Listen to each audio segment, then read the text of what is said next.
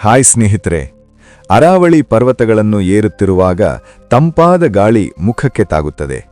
ರಾತ್ರಿಯ ಕತ್ತಲಲ್ಲಿ ಕೇವಲ ಪರ್ವತಗಳ ಉದ್ದನೆಯ ನೆರಳುಗಳಷ್ಟೇ ಕಾಣುತ್ತವೆ. ಅಂಥ ಶಾಂತವಾದ ಅದ್ಭುತವಾದ ದೃಶ್ಯದ ಕೆಳಗೆ ಸಂಪೂರ್ಣ ಭಿನ್ನವಾದ ಒಂದು ಜಗತ್ತು ಮರೆಯಾಗಿದೆ ಎಂದು ನಂಬುವುದು ನಿಜಕ್ಕೂ ಕಷ್ಟವಾಗುತ್ತದೆ ಅಲ್ಲವೇ? ಆ ಅದೃಶ್ಯ ಜಗತ್ತು ಇತಿಹಾಸದಿಂದ ತುಂಬಿದೆ, ಜ್ಞಾನದಿಂದ ತುಂಬಿದೆ, ಲೋಹಗಳ ಮಿನುಗಿನಿಂದ ತುಂಬಿದೆ. ರಾಜಸ್ಥಾನದ ಉದಯಪುರ ಜಿಲ್ಲೆಯ ಜಾವರ್ ಪ್ರದೇಶ ಇಂತಹ ರಹಸ್ಯಗಳನ್ನು ದಾಚಿಟ್ಟಿದೆ. ಅಲ್ಲಿ ಭೂಮಿಯ ಆಳದಲ್ಲಿ ಭಂಡಾರಗಳಿವೆ, ಸಾವಿರಾರು ವರ್ಷಗಳ ಹಿಂದಿನ ತಂತ್ರಜ್ಞಾನಗಳಿವೆ. ಭಾರತದ ಆರ್ಥಿಕತೆಗೆ ಮತ್ತು ಪುರಾತನ ಕಲೆಗಳಿಗೆ ಸ್ಥಿರತೆ ನೀಡಿದ ಲೋಹಗಳಿವೆ. ಈ ಪ್ರದೇಶವನ್ನು ಭಾರತದ ಬೆಳ್ಳಿ ರಾಜಧಾನಿ ಎಂದು ಕರೆಯುತ್ತಾರೆ. ಆದರೆ ಇದರ ಮಹತ್ವ ಕೇವಲ ಬೆಳ್ಳಿಗೆ ಮಾತ್ರ ಸೀಮಿತವಲ್ಲ. ಇದರೊಳಗೆ ಇನ್ನೂ ಎಷ್ಟೋ ರಹಸ್ಯಗಳಡಗಿವೆ. ಜಾವರ್ನ ಬಗ್ಗೆ ಅತ್ಯಂತ ಆಕರ್ಷಕವಾದ ವಿಷಯ ಏನೆಂದರೆ, ಇದು ಕೇವಲ ಆಧುನಿಕ ಗಣಿಗಾರಿಕೆ ಕೇಂದ್ರ ಮಾತ್ರವಲ್ಲ, ಪ್ರಪಂಚದಲ್ಲೇ ಅತ್ಯಂತ ಹಳೆಯ ಜಿಂಕ್ ಮತ್ತು ಬೆಳ್ಳಿ ಉತ್ಪಾದನಾ ಕೇಂದ್ರಗಳಲ್ಲಿ ಒಂದಾಗಿದೆ. ಇತಿಹಾಸಕಾರರು ಮತ್ತು ಪುರಾತತ್ವಶಾಸ್ತ್ರಜ್ಞರು ಹೇಳುವುದೇನೆಂದರೆ, ಇಲ್ಲಿ ಗಣಿಗಾರಿಕೆ ಸುಮಾರು 2500 ವರ್ಷಗಳ ಹಿಂದೆಯೂ ನಡೆಯುತ್ತಿತ್ತು. ಆ ಕಾಲವನ್ನು ಒಂದು ಬಾರಿ ಊಹಿಸಿ ನೋಡಿ. ಆಧುನಿಕ ಯಂತ್ರಗಳಿಲ್ಲ, ವಿದ್ಯುತ್ತಿಲ್ಲ, ಕಂಪ್ಯೂಟರ್ಗಳಂತೂ ಹೆಸರೇ ಇರಲಿಲ್ಲ. ಆದರೂ ಜಾವರ್ನ ಕುಶಲಕರ್ಮಿಗಳು ಮತ್ತು ಕಾರ್ಮಿಕರು ಭೂಮಿಯ ಆಳದಿಂದ ಜಿಂಕ್ ಮತ್ತು ಬೆಳ್ಳಿಯನ್ನು ತೆಗೆಯಲು ಅತ್ಯಂತ ಸುಧಾರಿತ ತಂತ್ರಜ್ಞಾನಗಳನ್ನು ಅಭಿವೃದ್ಧಿಪಡಿಸಿದ್ದರು. ಇಲ್ಲಿ ಗಣಿಗಾರಿಕೆಯ ನೈಪುಣ್ಯ ಮಾತ್ರವಲ್ಲ, ಪುರಾತನ ಕಾಲದಲ್ಲೇ ಜಿಂಕ್ ಮತ್ತು ಬೆಳ್ಳಿಯನ್ನು ಬೇರ್ಪಡಿಸುವ ವಿಧಾನ ಅತ್ಯಂತ ಆಧುನಿಕವಾಗಿತ್ತು. ನಂತರ ಪ್ರಪಂಚದಾದ್ಯಂತ ಅದೇ ತಂತ್ರವನ್ನು ಅನುಸರಿಸಲಾಯಿತು. ಅದಕ್ಕಾಗಿ ಮಣ್ಣಿನಿಂದ ಮಾಡಿದ ವಿಶೇಷ ಒಲಗಳಲ್ಲಿ ಅಯಸ್ಕಾಂತವನ್ನು ಬಿಸಿ ಮಾಡಿ ಆವಿಯಾಗಿಸುವಿಕೆ ಮತ್ತು ಸಂಗ್ರಹಣೆ ಪ್ರಕ್ರಿಯೆಯ ಮೂಲಕ ಜಿಂಕನ್ನು ಬೇರ್ಪಡಿಸುತ್ತಿದ್ದರು. ಈ ಡಿಸ್ಟಿಲೇಷನ್ ತಂತ್ರಜ್ಞಾನ ಭಾರತೀಯರು ಪುರಾತನ ಕಾಲದಲ್ಲೇ ವಿಜ್ಞಾನ ಮತ್ತು ತಂತ್ರಜ್ಞಾನದಲ್ಲಿ ಮುಂದಿದ್ದರು ಎಂಬುದನ್ನು ಸ್ಪಷ್ಟವಾಗಿ ತೋರಿಸುತ್ತದೆ. ಆದ್ದರಿಂದ ಜಾವರ್ನ ಗಣಿಗಾರಿಕೆಯಲ್ಲಿ ಕೇವಲ ಶ್ರಮ ಮಾತ್ರವಲ್ಲ, ಜ್ಞಾನ, ಗಣಿತ ಮತ್ತು ತಾಳ್ಮೆಯ ಅದ್ಭುತ ಸಮನ್ವಯ ಕಾಣುತ್ತದೆ. ಇಂತಹ ವಿಷಯಗಳನ್ನು ತಿಳಿದಾಗ ನಮಗೆ ಹೆಮ್ಮೆಯಾಗುತ್ತದೆ ಅಲ್ಲವೇ? ಜಾವರ್ ಪ್ರದೇಶದಲ್ಲಿ ಮುಖ್ಯವಾಗಿ ಜಿಂಕ್ ಉತ್ಪಾದನೆ ನಡೆಯುತ್ತದೆ. ಬೆಳ್ಳಿ ಅದೇ ಪ್ರಕ್ರಿಯೆಯಲ್ಲಿ ಉಪ ಉತ್ಪನ್ನವಾಗಿ ಸಿಗುತ್ತದೆ. ಈ ಎರಡು ಲೋಹಗಳ ಸಂಯೋಜನೆಯೇ ಈ ಪ್ರದೇಶವನ್ನು ವ್ಯೂಹಾತ್ಮಕವಾಗಿ ಬಹಳ ಮುಖ್ಯವಾಗಿಸಿದೆ. ಪುರಾತನ ಕಾಲದಲ್ಲಿ ಜಾವರ್ನಿಂದ ಬಂದ ಬೆಳ್ಳಿಯನ್ನು ನಾಣ್ಯಗಳು, ಆಭರಣಗಳು ಮಾಡಲು ಮತ್ತು ರಾಜರ ಸಂಪತ್ತನ್ನು ಹೆಚ್ಚಿಸಲು ಬಳಸುತ್ತಿದ್ದರು.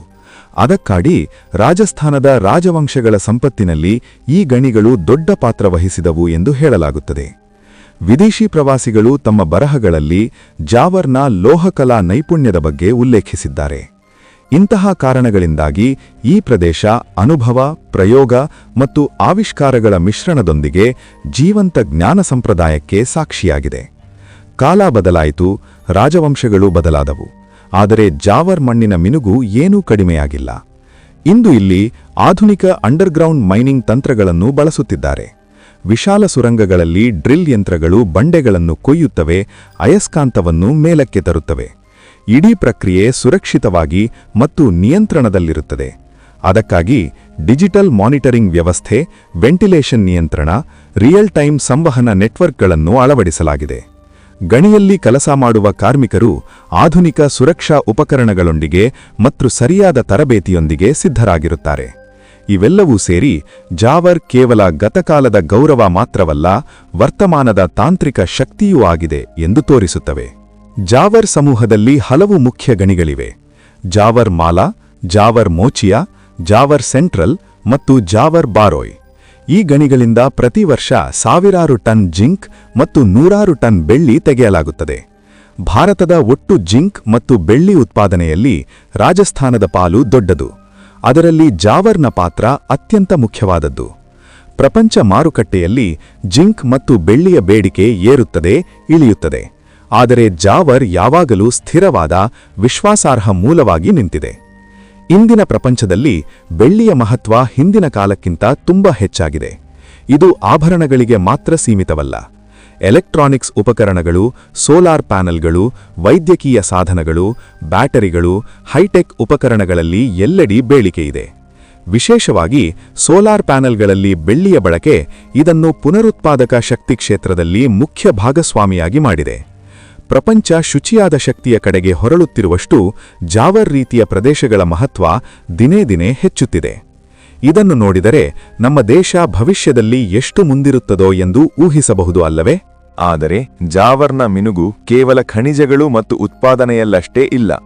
ಸಾವಿರಾರು ಸ್ಥಳೀಯ ಜನರು ಈ ಗಣಿಗಳೊಂದಿಗೆ ನೇರವಾಗಿ ಅಥವಾ ಪರೋಕ್ಷವಾಗಿ ಸಂಬಂಧ ಹೊಂದಿದ್ದಾರೆ. ಯಾರಿಗಾದರೂ ಇದು ಉದ್ಯೋಗ ಮಾರ್ಗವಾಗುತ್ತಿದೆ, ಯಾರಿಗಾದರೂ ತಲೆಮಾರುಗಳಿಂದ ಸಾಗುತ್ತಿರುವ ವೃತ್ತಿಯಾಗುತ್ತಿದೆ. ಇಲ್ಲಿ ಕೆಲಸ ಮಾಡುವವರಿಗೆ ನಿರಂತರ ತರಬೇತಿ, ಆರೋಗ್ಯ ಪರೀಕ್ಷೆಗಳು ಮತ್ತು ಅತ್ಯವಸರ ಸಮಯದಲ್ಲಿ ಸಹಾಯ ಮಾಡುವ ವ್ಯವಸ್ಥೆಯಿದೆ. ಗಣಿಗಾರಿಕೆ ಕೇವಲ ದೈಹಿಕ ಶ್ರಮದ ಕೆಲಸವಲ್ಲ, ಅದು ನೈಪುಣ್ಯ, ಕ್ರಮಶಿಕ್ಷಣ ಮತ್ತು ತಾಂತ್ರಿಕ ಅರಿವಿನ ಸಂಯೋಜನೆಯಾಗಿದೆ.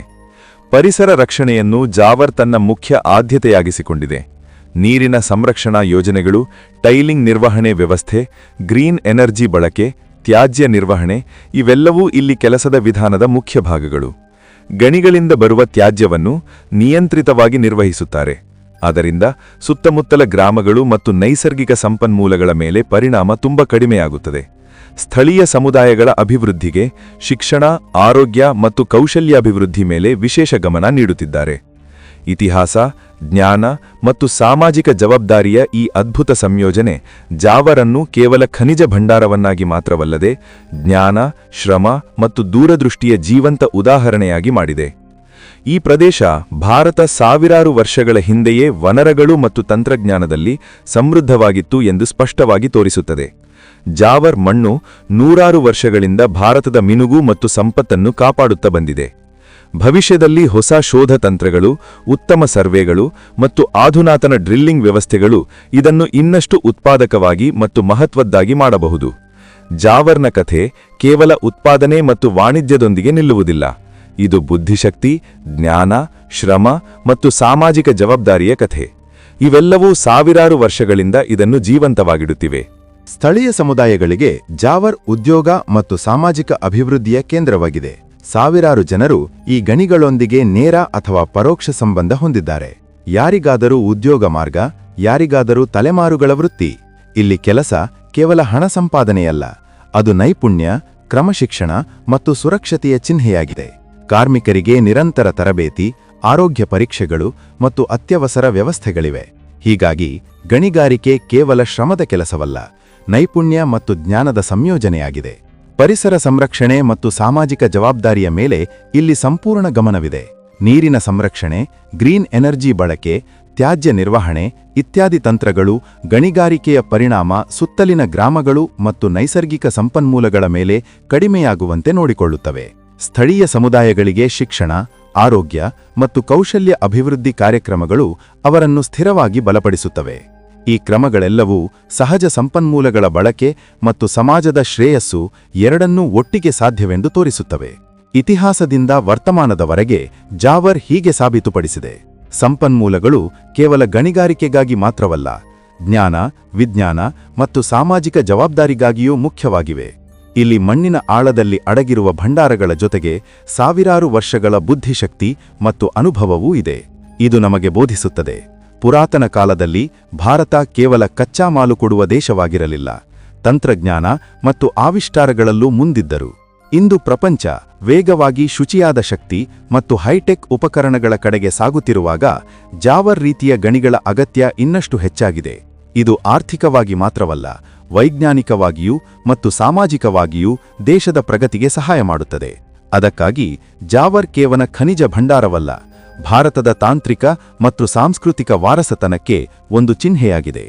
ಈಗ ಒಂದು ಬಾರಿ ಆಲೋಚಿಸಿ, ಇಂತಹ ಖನಿಜ ಭಂಡಾರಗಳು ನಮ್ಮ ಸಮಾಜ, ತಂತ್ರಜ್ಞಾನ ಮತ್ತು ಪರಿಸರಕ್ಕೆ ಇಷ್ಟು ಮುಖ್ಯವಾಗಿರುವಾಗ ಇವುಗಳನ್ನು ಕೇವಲ ಇಂದಿನ ಅಗತ್ಯಕ್ಕಾಗಿ ಮಾತ್ರ ತೆಗೆಯಬೇಕೇ? ಅಥವಾ ಭವಿಷ್ಯದ ಪೀಳಿಗೆಗಾಗಿ ಅವುಗಳ ಸಂರಕ್ಷಣೆ ಮತ್ತು ಜವಾಬ್ದಾರಿಯುತ ನಿರ್ವಹಣೆಯ ಬಗ್ಗೆಯೂ ಗಂಭೀರವಾಗಿ ಆಲೋಚಿಸಬೇಕೇ? ಆಧುನಿಕ ಗಣಿಗಳು ಸಮಾಜ ಮತ್ತು ಪರಿಸರದ ದೃಷ್ಟಿಯಿಂದ ಸರಿಯಾದ ದಿಕ್ಕಿನಲ್ಲಿವೆಯೇ? ಖನಿಜ ಸಂಪನ್ಮೂಲಗಳನ್ನು ಭವಿಷ್ಯದ ಪೀಳಿಗೆಗೆ ಸುರಕ್ಷಿತವಾಗಿ ಬಳಸುವಂತೆ ಮಾಡಬೇಕೇ?